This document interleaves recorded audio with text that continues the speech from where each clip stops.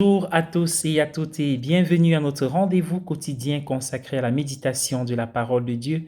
Nous sommes aujourd'hui le 3 août 2021. Installez-vous bien, c'est le temps consacré à la halte spirituelle pour la journée. L'évangile est un extrait de Matthieu au chapitre 14, versets 22 à 36.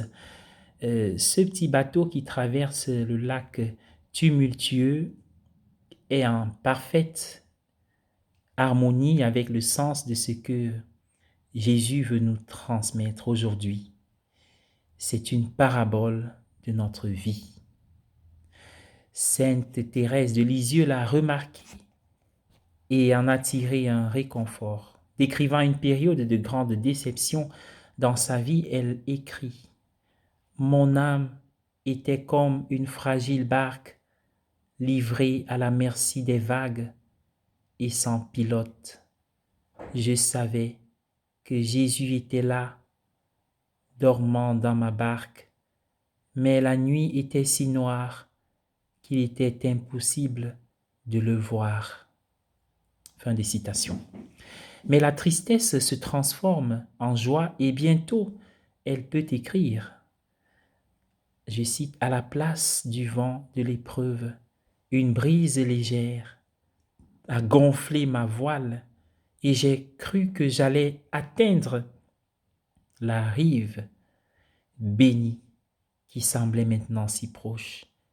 Elle était vraiment très proche de mon bateau, mais plus qu'une tempête, une tempête encore devait se lever. » Fin de citation. 15 siècles plus tôt, saint Augustin méditait sur cette même barque et y voyait un sens pour l'ensemble de la communauté chrétienne, l'Église. Sainte Thérèse est née à l'époque moderne où l'individu est considéré comme le premier porteur de sens. Une conscience antérieure considérait d'abord la communauté. L'histoire a certainement un sens pour l'individu. Mais voyons comment saint Augustin l'applique.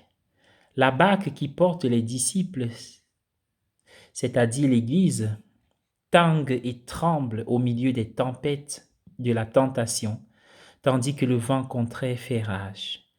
C'est-à-dire que son ennemi, le diable, s'efforce d'empêcher le vent de se calmer. Mais plus grand est celui qui s'obstine en notre faveur, car dans les hauts et les bas de notre vie, il nous donne confiance.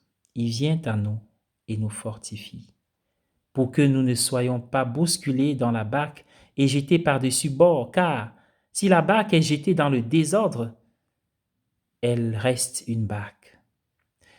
Elle porte les disciples et accueille le Christ.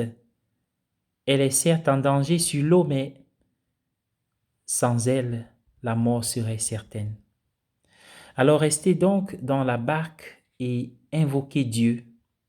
Lorsque tous les bons conseils échouent, que le gouvernail est inutile et que le déploiement des voiles présente plus de danger que d'avantages, lorsque toute aide et toute force humaine ont été abandonnées, le seul recours qui reste aux marins est de crier vers Dieu.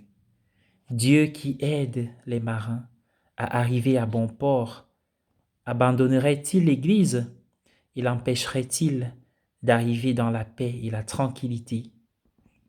Et quand bien même nous avons chaviré, tout n'est pas perdu. Il nous attend sur l'autre rive. Bonne journée à tous et à chacun.